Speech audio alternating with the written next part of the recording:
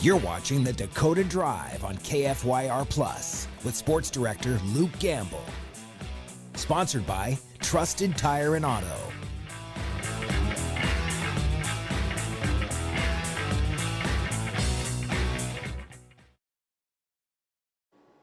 Welcome into the Dakota Drive here on this Monday afternoon. Excited to have you alongside us as we get another Monday show off the ground, an inch further and further into the fall sports season. Now just over a week away, well, less than a week away from high school football starting. We'll have high school football starting this week on Thursday. I believe there's some games. Then Friday it'll be full force with 9-man and Class A teams. Saturday, a lot of 9-man teams playing in our area.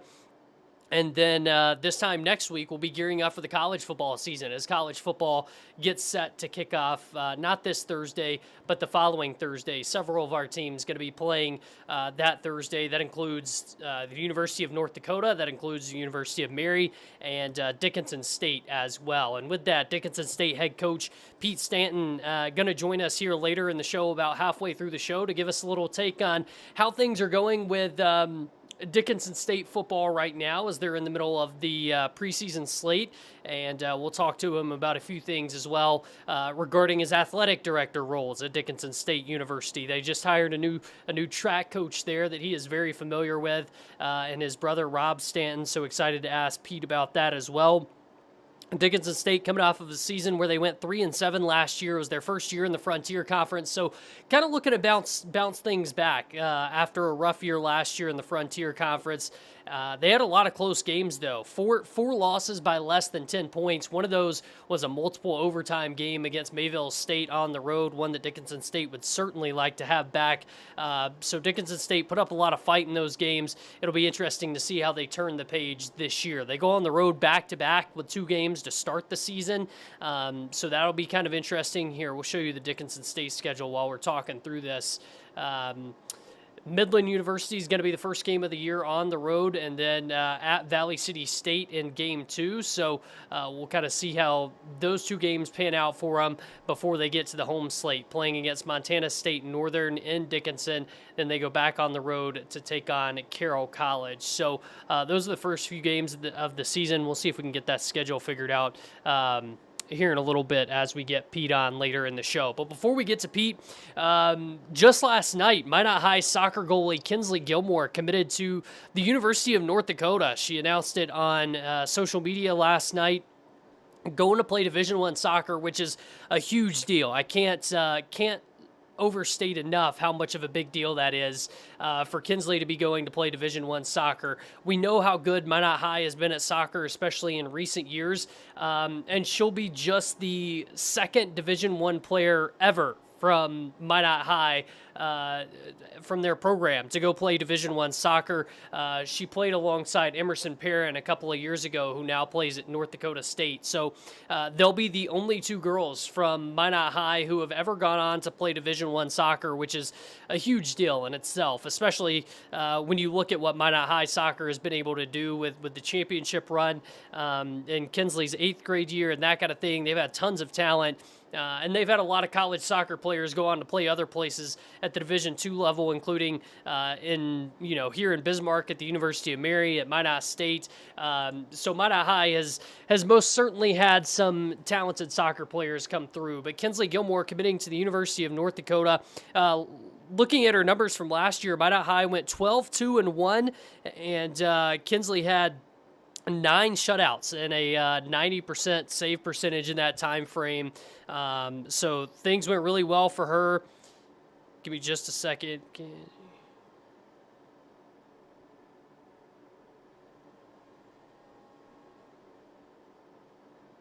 right, we're going to get Kynsli on here in just a second, but last year she had 9 shutouts in the season, a nearly 90% save percentage, and Minot High went 12-2-1 on the year. She's been an all-stater in her 9th, 10th, and 11th grade year, and she's even played goalie since her 8th grade year at Minot High. So with that, we'll try to get Kynsli Gillmore on here and get things set up as we look to talk about her commitment to the University of North Dakota and going into her final season with Minot High soccer. So, Kynsli, first off, I just sent you a text, but could you turn your phone the other way? I'm so sorry. I know I told you horizontal, but then people get confused because you gotta like turn off the lock and all There that you kind of go. stuff. First off, congrats. This is a really cool thing. Tell me a little bit about how this came about with UND. I mean, how early does recruiting start for soccer for someone like you? How long have you been talking to college coaches for? So UND was definitely like one of my bigger like they reached out to me pretty early on, and we've kind of kept in contact ever since.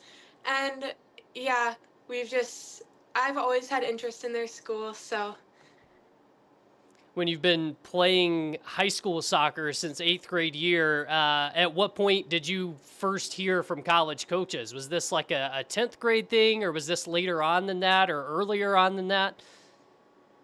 it kind of varied. I first had a couple coaches reach out to me like right on June 15th, right when I was eligible to talk to coaches. And then it's kind of just like been coaches reaching out every like so often. And yeah, it hasn't been like such just like they reached out like my junior year. Like it's kind of been every year that Yeah. there's been different coaches reaching out.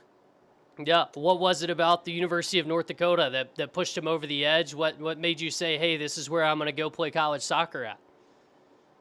So I went on my visit and I just loved it. The girls were great, the coaches were great.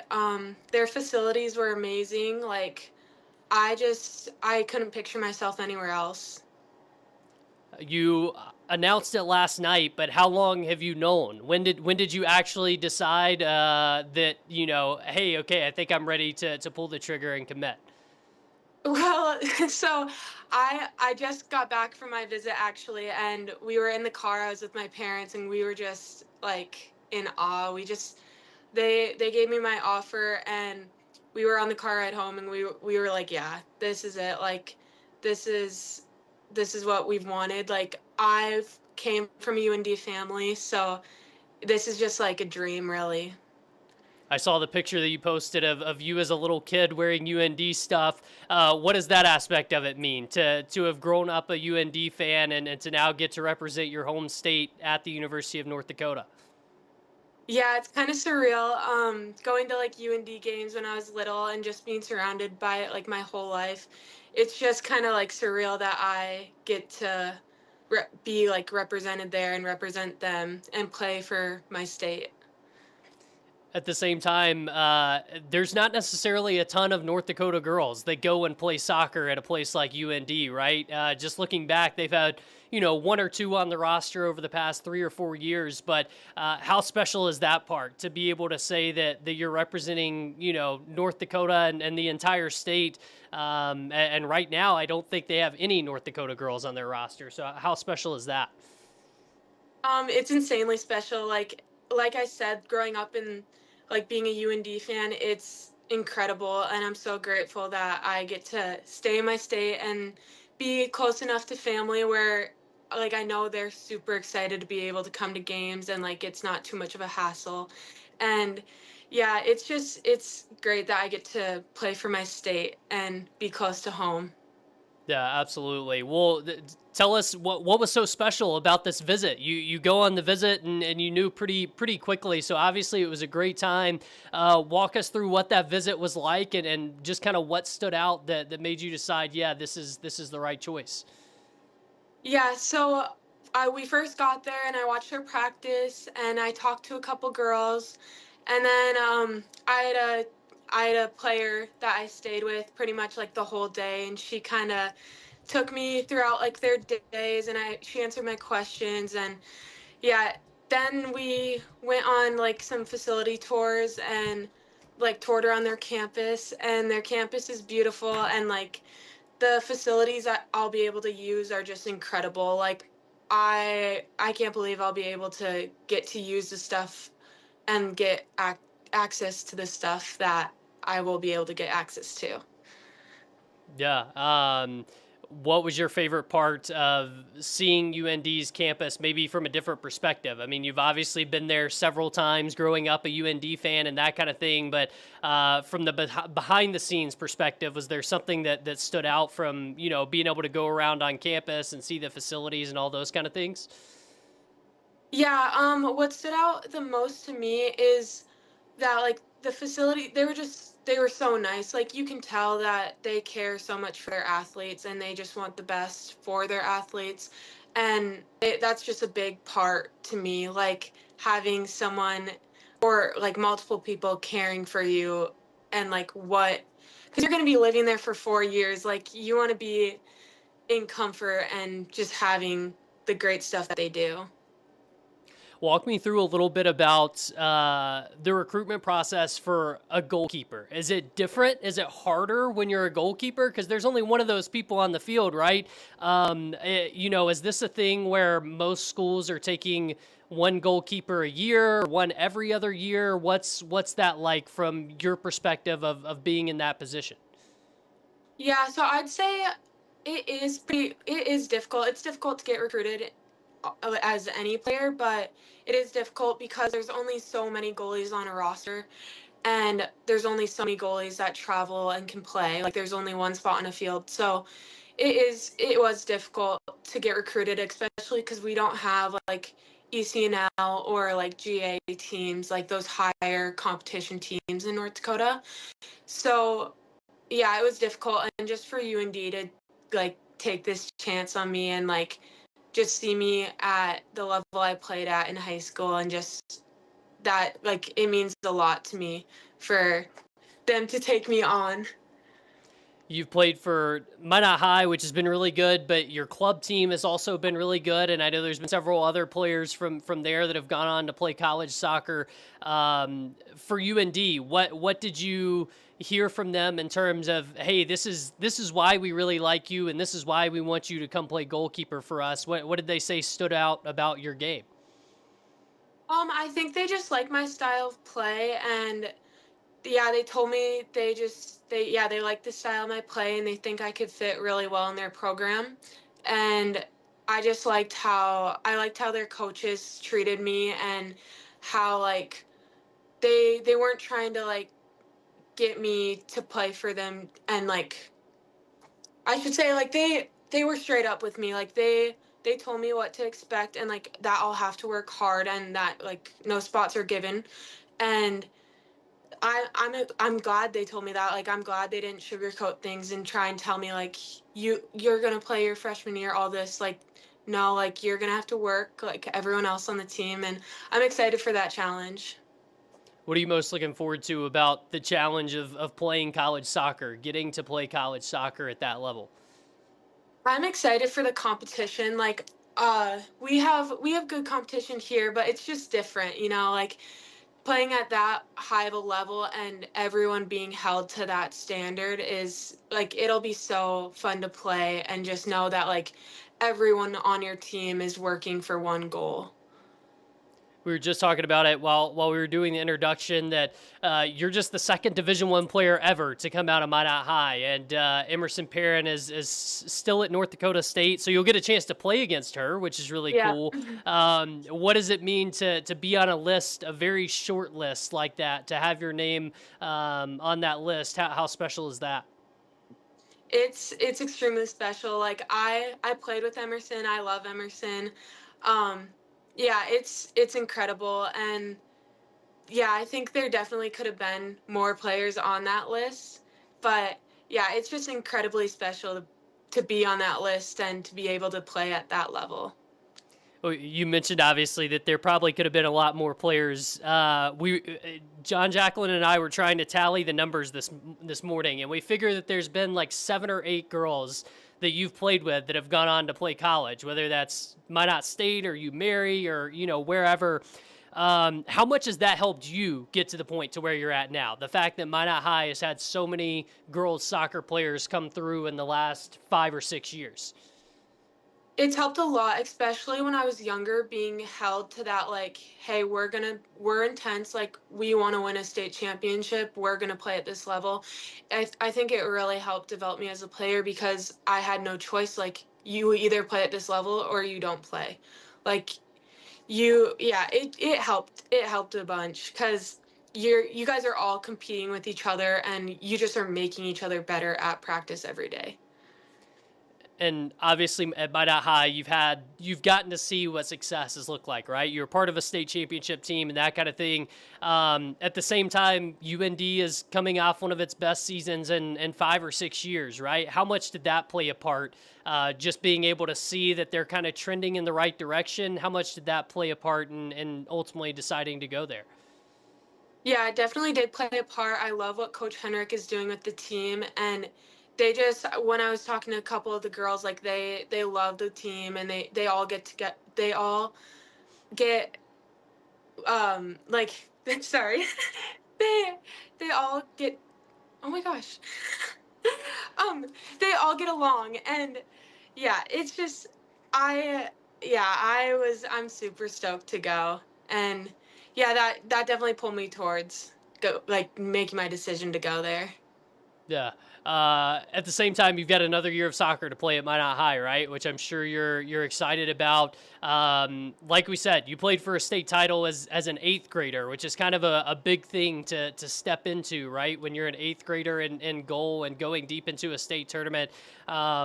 But I know the goal for you guys is to get back there, right? You've been back in the championship game, but haven't been able to bring the trophy back. So, what's that look like for Minot High this year, and for you as you guys go into your senior season?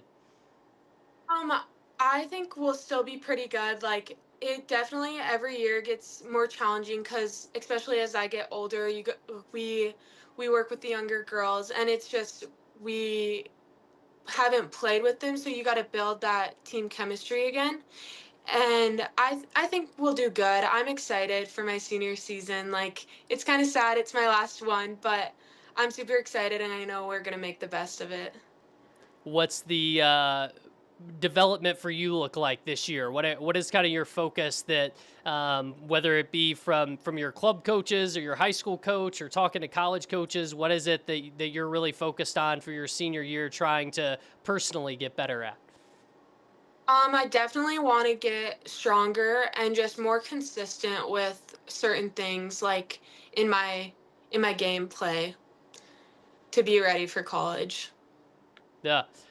Just last thing, what are you most excited about senior season and getting back and playing for Minot High one last time before you go off to college? Yeah, I'm definitely excited to just rep the name one last time and be a Majet and just to have fun with my team and like win as much as we can and just have fun and enjoy it. Absolutely. Well, thanks so much for giving us a few minutes of your time and coming on here. Excited for you and congratulations again. Excited to see how things go this year before heading off to UND. Thank you. Thank you for having me.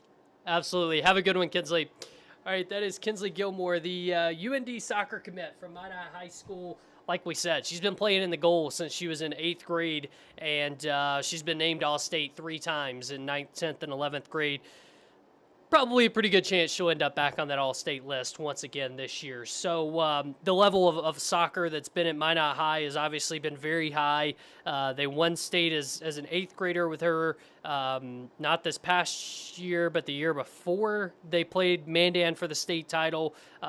So they've been there. They've been in that position, and Kynsli has been a big reason for that, and will certainly be a big reason that, they will try to make another push towards that state tournament.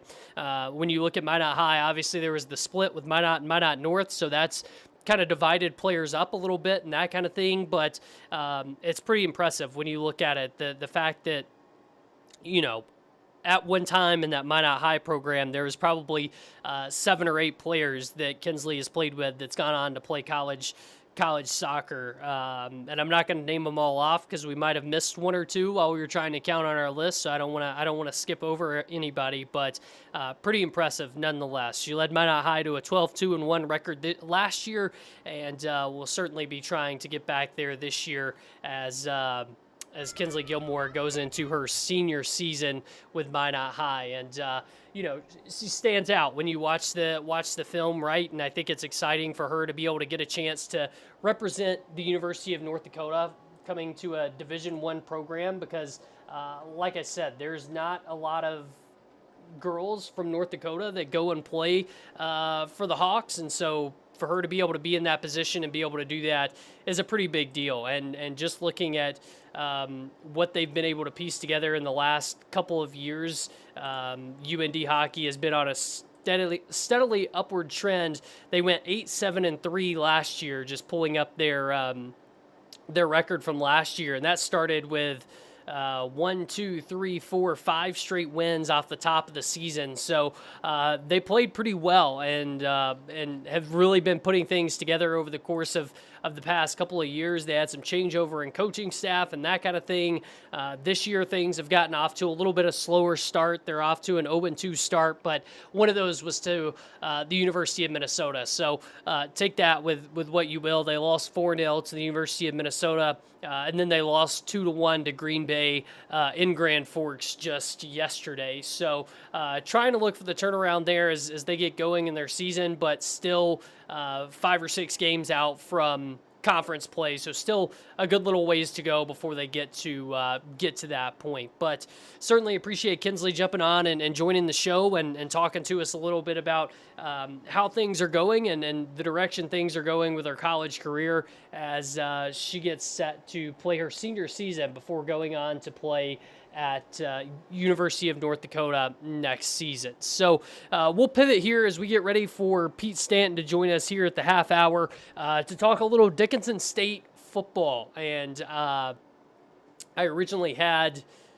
Dickinson State's football schedule to pull up here and show you, but not having any success with that. So I'm going to pull it up here where you can look at it on the webpage.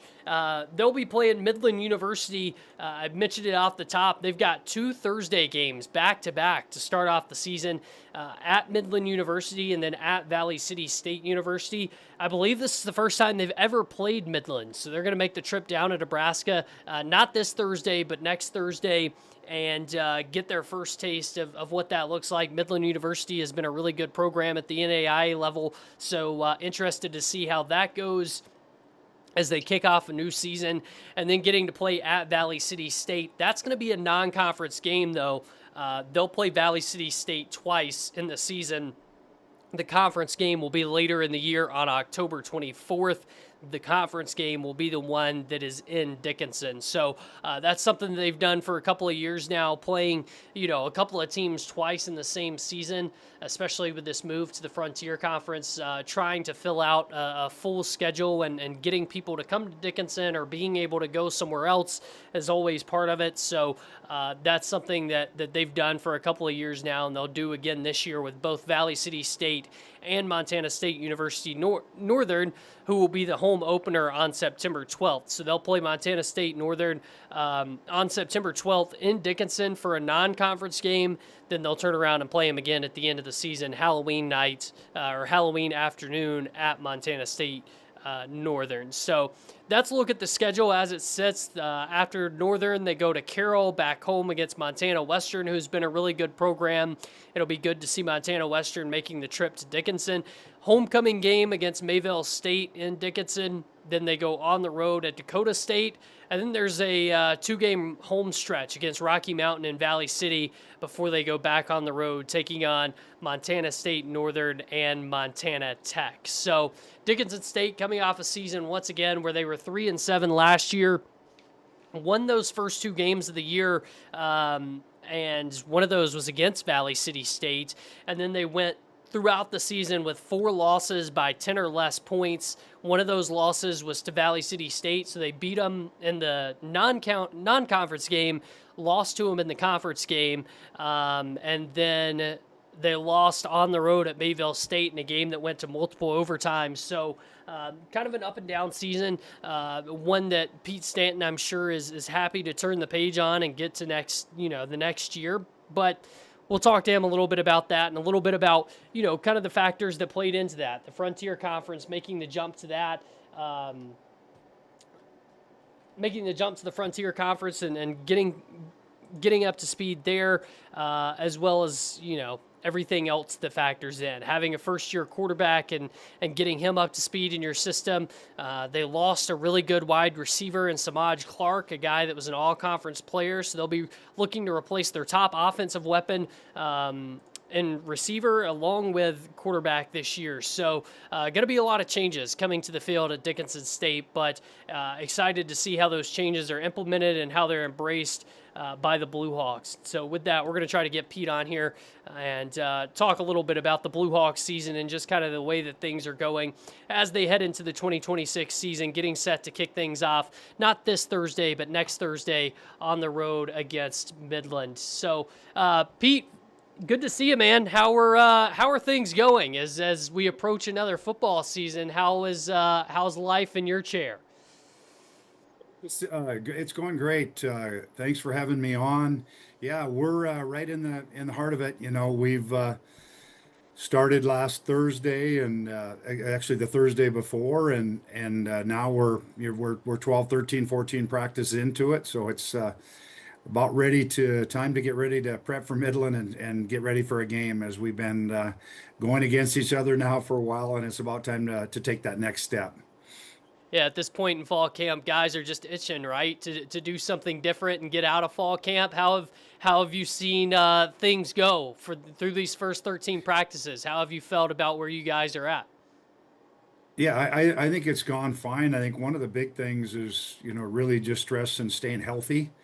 Right now, if you look at our last year, we just didn't have very good luck staying healthy, and I think our guys are doing a better job. We had a great summer getting ourselves ready and just taking care of our bodies, and we've been trying to purposely, slow some things down in between practice as well to make sure that we're staying healthy, and that's the main thing. And I think it's gone fine. We got everything in at this point. Our installs are in now. It's just a matter of our guys just going out and executing things and running proper techniques and executing well, because our install at this point is finished. Obviously, I know that you probably don't want to talk about last season too much, but what did you learn from last season? What, for you as a coach, what was kind of the reflection period like during the off season as you look back at last year? Yeah, we talked about it, quite a bit in the off season, and one of the things that we said is we don't need to overact, but we have to react with what happened. It starts with losing our all conference kicker, breaking his leg at the beginning of the year, and the kicking game. We took a toll in the kicking game, and it just seems like those little things became big things. I think it didn't really affect our culture, other than that's not our expectations. Like our guys, you wouldn't have been able to tell what type of season we had with the way we practiced and our effort out there. But what we took from it is, with a theme that we really had is we got to finish. We didn't finish drives well. We gave up too many explosive plays last year, and we ended up losing 4 straight one-score games that could have went either way, but they didn't go our way. Could have, should have, would have, and didn't. And so that's really what we've just been emphasizing, is just being a mentally tough team, a physically tough team, and we have to react to the kind of year that we had last year, and our guys have done a good job in the off season. Well, you mentioned those close games. I mean, 4 by 1 score, and 1 or 2 of those went to overtime, right? Which is really tough. At the same time, you guys played 3 teams that were nationally ranked last year. We're watching some highlights of that Carroll College game. How tough is that going into the Frontier Conference, where the level of competition has just been so high? How tough is it, but how exciting is it at the same time for you guys to have that to look forward to? Yeah, I mean it's great for us. We've played some of those same teams before non-conference, and actually technically, Western and Carroll are crossover games. But you look at that Carroll game that's showing right now. There's a perfect example of kind of our season there too. They have about a 10 or 12 play drive, and we sack them twice, and they have to force them to punt, and we rough the punter on 4th and 15. And then they run 6 or 7 more plays. So they start the game with like a 21 play drive. And then we throw an interception on the second play of the game. And and they score, and we're down 14-0 and we're already into the second quarter. So it's those things that we have to, there's that fine line when you're playing really good teams. You can't give up big plays. You have to play well, and you can't make those little mistakes against good teams. And you look at Carroll and you look at Western. Western's another example where, we did a good job against Western in a lot of ways, but we just let a few things get away from us on a couple explosive plays, and those are the things that, as you mentioned, then we lose a triple overtime game, and we lose game against Dakota State right at the end of the game where we have a chance to tie it and have another overtime game, and those are the things that we just have to do better. We have to finish. Absolutely. Well, when you look at, I want to start with Midland. Is this the first time you've ever played Midland? How did that kind of come about? What was the conversation like to make that one happen? Yeah, it is the first time in history we've played them. We've played a couple GPAC teams in the past, but that's been in the playoffs when we played Northwestern and Morningside, and actually we've played a home and home with Northwestern. So, how it came about is it really worked out where Valley City and us were going to play that first game of the year, but last year I thought that hurt us. We played the first game of the year, then we had a bye.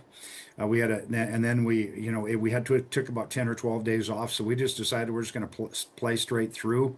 Midland had an opening that first week, and we did as well. So we just signed a home and home with them. We'll play them here, in 27, and they're a good team. They're an explosive team. They got a great quarterback coming back. They played. I meant the two teams I mentioned, Morningside and Northwestern. They played them both close last year. So they're a team that's going to be highly explosive. They're well coached, and that's what we need, though. We need to go out in the non-conference setting and play good teams, and that's the plan. Well, you play that first game of the year on Thursday. That's something you guys have done, for a few years now. But this year you play two in a row on Thursday. So what was the thought process behind that? Was that something where Valley City wanted to play on a Thursday, or how did you guys come up with that? Yeah, that's how it worked out. Valley City was playing Southwest Minnesota on a Thursday as well, so we just decided to go back-to-back Thursdays, and they're doing the same thing. And I think that Thursday, particularly when it's right before Labor Day, is a great time to play. I mean, the area high school teams are playing on Friday night. A lot of people are taking their last weekend to the lake on Saturday, so we decided to, Valley and us will play a Thursday night, and we did the same thing last year. So it'll be back-to-back Thursdays. It's a little cooler for everybody, and then also at the same time it'll give us a little bit of a break before we play our home opener against Montana State Northern. Yeah, I was gonna say 9 days there between that and the home opener. How will you handle that? Do you give your guys a day off on the weekend or 2 days off on the weekend, and then get them back and have a couple extra days to prepare? Or what does that look like? Yeah, that's certainly what we'll do, especially this year the last year was the same way. The worst buy in football is the last week, and that's what we drew. But it is what it is. So what we'll do, after we play that Valley game, is we'll bring our guys back on Friday and get them treatments and watch film, and then we'll give them the weekend off, and that'll be kind of their break or their mini bye that they'll have going forward into September, and then we'll get back on Monday afternoon of Labor Day. I know you've mentioned the bye a couple of times, but outside of that, do you like the way the schedule played out? I mean, you don't have a big stretch of away games or anything like that. You've got a couple of home games coupled together. Overall, how do you feel about it from that perspective? Really like the schedule. Last year didn't like the schedule just the way it laid out last year. I think some of the fans told me, or somebody reminded me that we had one home game in September, and we had one home game in October and one home game in August. That just wasn't very ideal. And if you look at our schedule this next year, we're going to play our homecoming game in early October, and we're going to have 3 October games and a September game. And I think that's when the weather's better and we're in the heart of it. I think we're going to have those 4 out of 5 home games is going to be really beneficial in that schedule.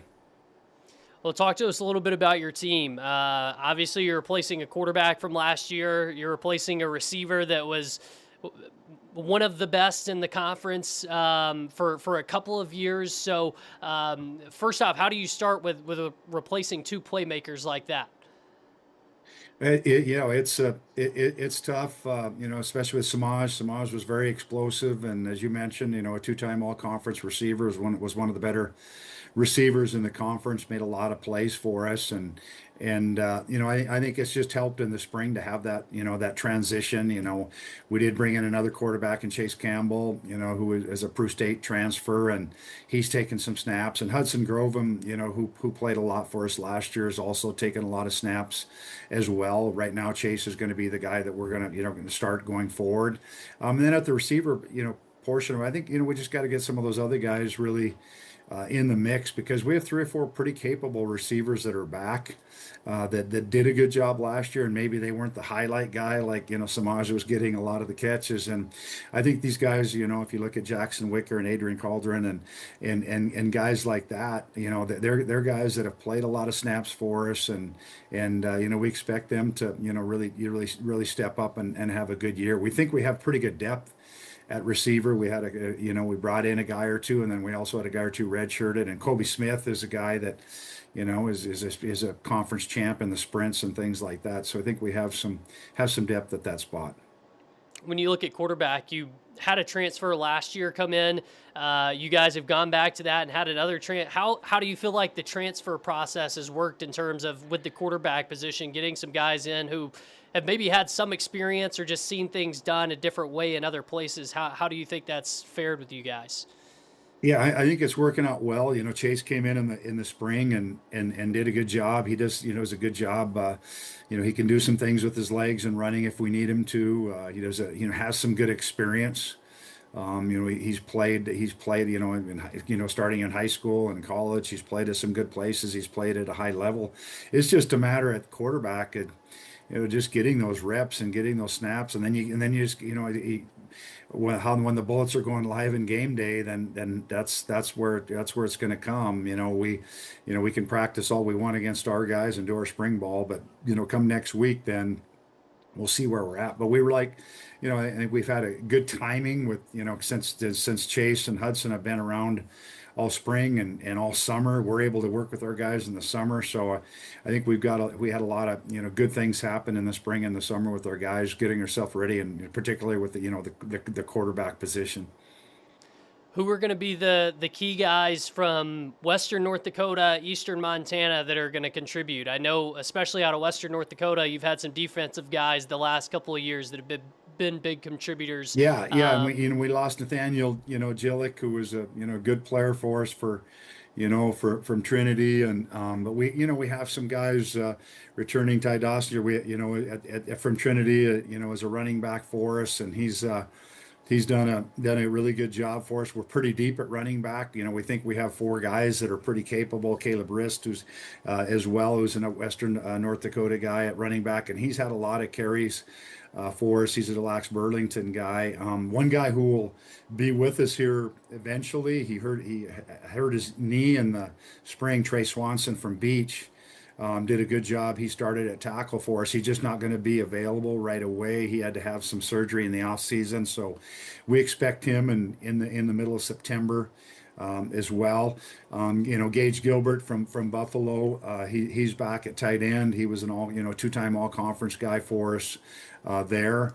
Defensively, we got some guys that return for us as well. Rustin Manuel took a lot of snaps for us. A Mandan player that took a lot of snaps for us there, and Doug Sheldon is a guy that redshirted last year and is coming back into the fold. So yeah, we're excited about those guys, and then of course we have several Eastern Montana guys, and returning wise we have six or seven very capable guys back on defense. We have 2 or 3 guys that didn't play last year. That were injured, and they're back this year, and that's going to be very helpful for us this year. All right, I wanted to ask you about a couple of things not related to football necessarily. So take off your football hat and put on your athletic director hat. Your track coach that you just hired, that you know pretty well. Tell me how that came about. Hiring your brother Rob to take over and come from Billings West. Well, it started with Shane Whitcup, who was our previous coach, decided to get out of coaching, and he took another job. So I just let Rob know that the position was open, and that's the only time I'm ever going to say anything to him. And he decided to apply, and so when he did apply, I was out of the picture. I wasn't involved in that process at all. We can't have the brother trying to go through all that with brother, and I've been around him enough and know what he's capable of. So we put it in the hands of a committee and our president Molander and Coach Fleury, and yeah, he's been very successful. I think it's a good time for him to make this move. He's been very successful as a two-sport coach out of Billings West. He'll have a very good football team this fall. He is going to stay and coach, Billings West this fall. They'll have a very good team. They were in the state championship last year, and then he will come our way in December. But he's in the Montana Coaches Hall of Fame. He's won multiple state championships on both the boys and girls side in high school. So he's going to bring that experience, and he'll do a good job not only coaching, but I think his connections to Montana recruiting, and then to Western North Dakota recruiting. He knows a ton of coaches in both those states, and I think that's going to be helpful in our recruiting process as well. How important was that aspect to him of being able to stay through the fall and coach this football team that he spent a lot of time with before he made the trek out to Dickinson State? Yeah, well, I think when he started, that was just going to be part of the deal. His team, he'd been with his team all summer. He'd signed his contract, and that was his commitment, and he wanted to be committed to that. You were kind of in a day and age where commitment doesn't mean as much to a lot of people, and commitment meant a lot to him. And so he was committed to his team, and so we're going to work through it this fall with our track athletes and our assistant coaches. We'll be working those athletes out. He's still going to get over and meet with the track athletes and get together with them, but I think it's important that he finishes there and we'll get back. He'll be back with us, in December. When you combine the pedigree of what this track program has been with a coach coming in that has that kind of experience, how good is that for you as an athletic director? Yeah, excited about it because our track program's been outstanding for a long time, and our women this last year, ended up getting a national runner-up finish in the indoor and a third place in the outdoor. So, when we have a good coaching staff back, Tanner Gust in the throws, and then we have a new cross country coach in Jay Shell, who's actually a Dickinson State alum, and he's going to end up doing a great job with the cross country team. So I think having that stability and having three guys that are experienced and will do a really good job is going to be really important to keep that continuity in our program. The last thing I wanted to ask you about is a big hot button topic in college sports lately has been the 5-year rule, right? How is the NAI handling that at that level? I mean, do you expect to see any kind of trickle down effect from that, or what's kind of your position on how you're seeing it from an athletic director chair? My position on it is we should have already done it in the NEI level. We should already been in 5 years because it's going to happen anyway. And, we should be forward thinking and not reacting to what the Division II level does. And so I can see that happening in the NEI this fall. I don't know how it's all going to play. I know some of the discussion has been, you have to get those 5 years in within 10 semesters, which I'm okay with. And really what it does is, in so many ways, you kind of eliminate that redshirt year, where the guys know where they're at. Sometimes in football, the sport I coach, you're looking at that going, well, would really maybe like to, particularly last year. If you look at our season last year, it would have been a great time to be in 5 years, where we had some injuries and then we're 4 or 5 games into it. Well, we don't want to put so-and-so in there, and now his red shirt is gone because with 3 games left. With a 5-year plan, we're going to have the flexibility to do those type of things. The other thing I like is that our athletes can work on their academic program. Some of them can take another major. They can work on we have several master's degrees programs here where the guys can take those. So I'm all for it. It's the landscape is right now, and I think we, like I said, I think we need to be on board, and I think we will be. So I'm all for it, and then it's up to the athletes. Some probably won't play 5 years, but like I said, the programs then know, and they have the ability to move people in and out. And like I said, in the sense of football, you wouldn't have a redshirt year. Right. It is funny, though, that you mentioned the reactionary thing, right? Because it seems like Division II was reactionary to Division I, right? They waited a couple of weeks, and now it's just a matter of what's next for the NAIA. So I appreciate your insight on that. I just think it's really interesting. I think it's going to be interesting to see how it, impacts the landscape of things long term. So thanks so much, Pete. Thanks for your time. Thanks for coming on and talking some DSU football. We appreciate it, and best of luck as you guys hit the ground running going into the season. Appreciate it, Luke, and thanks for all you do for us. We appreciate everything you do. Take care. Absolutely. Have a good one, Pete. All right, that is Pete Stanton, the head football coach and athletic director at Dickinson State University. Dickinson State set to kick off its season again, not this Thursday, but next Thursday against Midland. So with that, trying to find my notes here, talking about the 5-year rule, something that just came across this morning. We talked a little bit last week about how Trayson Eaglestaff from Bismarck High is going to pursue his 5th year of eligibility while also entering the transfer portal after being at West Virginia University last year. Just played in the Summer League in July with the New York Knicks. Saw this morning that Trayson is officially in the transfer portal now, so we'll see where that goes and what comes about with that. But one of the other things that I wanted to do a quick follow-up with right after Pete got off here is I like to share the college commitments that we've had that I've seen throughout the past, week or so. And obviously there's always ones that I miss. So please, if you ever see one and I don't read it off, please let me know and I'll get back to it. But Dickinson State picked up a quarterback commitment from Nathan Stevenson, the quarterback at Dickinson High, who I believe, if I'm not wrong, Nathan is the nephew of Pete Stanton. So it'll be good to see Nathan getting over to Dickinson State, staying in town and playing for the Blue Hawks. Excited to see how that pans out for him and excited to see him play at the college level. I think that'll be really cool for him to both play at the college level and be able to play at home literally across the street from where he played his high school football. Really good player last year, and we'll see how they do going into year two with a new coach. So with that, a couple of other college commitments that I wanted to get to. Legacy High School Volleyball had 2 college commitments in the last week or so. Brooklyn Pudwill, who was an all-state player last year as a junior from Legacy, she committed to Iowa Central Community College, and she's going to play both indoor volleyball and beach volleyball. So I thought that was pretty unique. Pretty cool opportunity to be able to play two different types of volleyball there.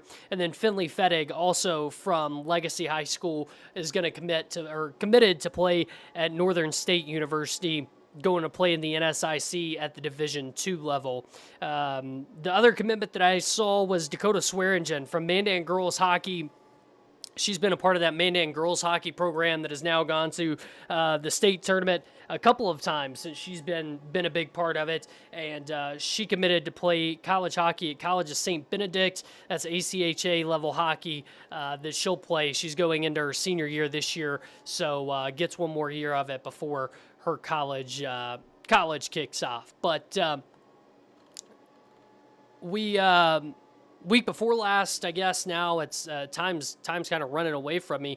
We went out to Fargo for North Dakota State Football Media Days and got to catch up with a bunch of guys. One of the guys that we caught up with was Logan Conklin that we did a story on here last week, and the story got a lot of attention and a lot of people talking about Logan and just where he was at. So I figured we would share the full interview on here with Logan, talking about his college career and just kind of where he's at now as he goes into a new season. After playing in 13 games last year, he had 5 receptions, 49 yards, just kind of looking to make a bigger impact this year as NDSU looks deeper into its wide receiver room and tries to, fill some gaps now with Bryce Lance and others gone, some transfers coming in and some new guys stepping up. So Logan Conklin, one of those guys that's going to be in the mix for it. Here's part of that conversation with Logan. So year 3 for you, what are you most excited for about this year? I'm just excited to get out on the field, start hitting people again, but just catching the ball and just running around, really.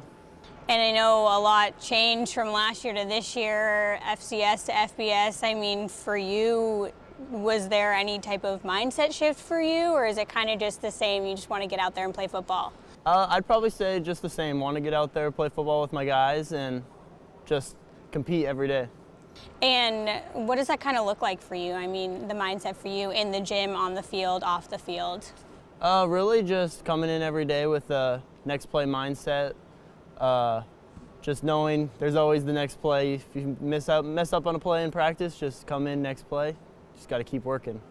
And your first year, taking that redshirt year, do you feel like you kind of really gained a sense of, I don't know, like leadership, or just kind of being able to build your game in that year before ever stepping out on the field as a Bison? I would say I definitely learned a lot going against obviously some really good guys. So learning how to work releases, like coming out of high school, I was probably just a run by guys. Now I actually know how to release off the line and not just standing straight up every time. And then getting some meaningful minutes last year and then now coming into this year, I mean, how do you kind of want to grow your game even more this year? Probably for me, just being able to get out there and do what I can to help the team win. And was coming to North Dakota State something you wanted to do, stay close to home? I know it's a little bit of a drive from Minot, but just being a North Dakota kid? Yeah, it was definitely always a dream to come here, and seeing how they've won national championships before I got here, and now just being able to win one my freshman year, and hopefully being able to continue that now. And just a last couple questions, some fun ones. What's your favorite jersey that you've put on from high school to college? Ooh, favorite jersey? I'd probably have to say the gold and white ones we got to wear last year. Those ones were pretty sick. And do you have a favorite moment from playing at Minot? I'd probably say Landon probably wouldn't like this one, but beating them in the state championship my senior year and the one-hand catch I had in the end zone would probably be my favorite. And was there anything you learned at Minot that you kind of carried into NDSU? I would say just teamwork and always coming to practice every day with a good mindset, not coming in with a bad mindset, knowing it's a new day. If you had a bad day yesterday, just work hard and it's a new day. Well, that's Logan Conklin, wide receiver at North Dakota State University, formerly of Minot High School, and won a state title there, as he mentioned, with Minot High School.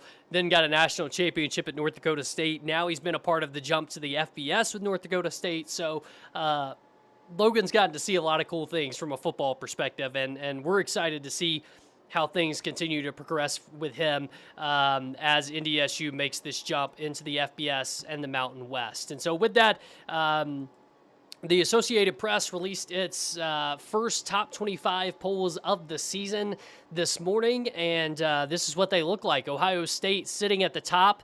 Indiana, after winning the national championship last year, slips down to number 6 in the preseason polls. So this is what the top 25 looks like.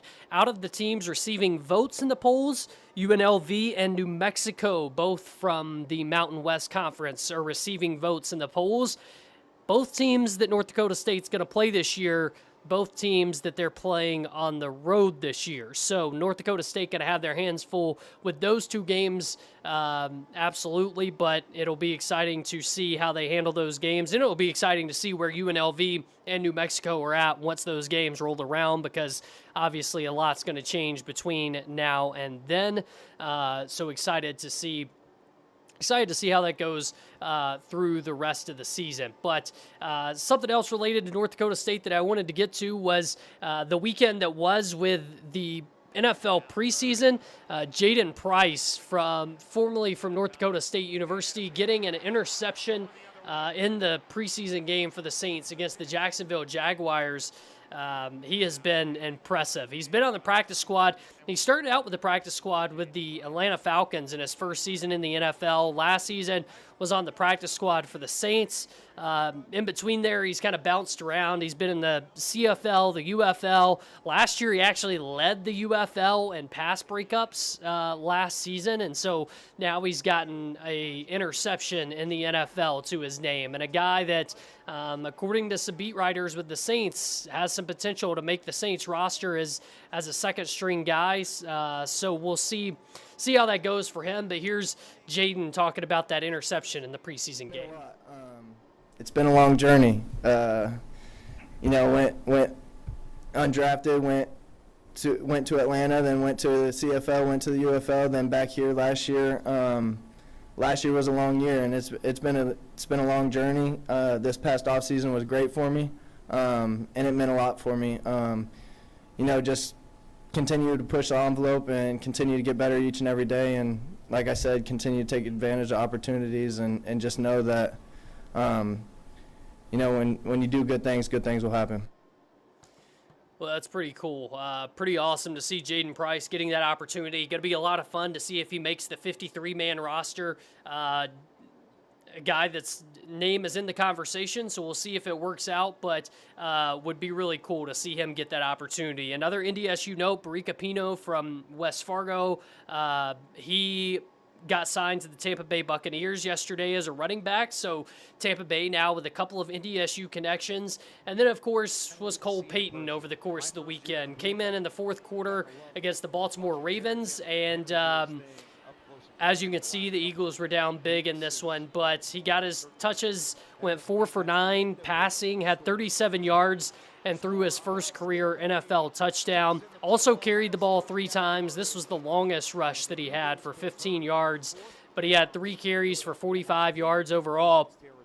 I think the number one thing that sticks out, obviously getting a touchdown pass was huge, but he had no interceptions and he wasn't sacked. So I would call that a success in your first NFL game. I think that's what the Eagles would define as a success too, but pretty successful first outing for Cole Payton. Almost had a rushing touchdown there, and on that run ends up getting a passing touchdown with just under 3 minutes to go in the game, and this is the rush, I think. Yeah, still one more rush here, and then we get to the touchdown pass. But pretty cool to see Cole Payton getting that success at the NFL level and able to put his stamp on the game and get out there, and we'll see how he does in the next 2 preseason games. See how many reps he gets in the next 2 preseason games, and heard Nick Sirianni talking earlier this week about just how they try to diversify the snaps with these guys that are second and third string, since Jalen Hurts obviously gets so many reps during the regular season.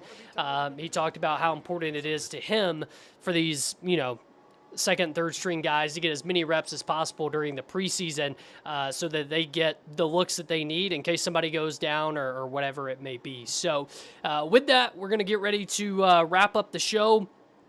FCS coaches polls came out today as well. University of North Dakota football ranked 10th in the FCS coaches poll, the same that they were ranked in the FCS stats perform poll. And with that, we're scheduled to have UND head coach Eric Schmidt join the show next week at 2:05. So be sure to join us next Monday to talk Fighting Hawks football before they kick off the season on Thursday at home at the Alaris Center against Long Island University. So excited to talk to Eric about the season ahead and year 2, going into year 2 as a head coach at the college football level. But with that, we appreciate you joining us here on the Dakota Drive today. Appreciate Kynsli and Pete both for giving us some time, and we'll see you right here next week. Same time, same place, 2 to 3 p.m. Central on the Dakota Drive on KFYR+.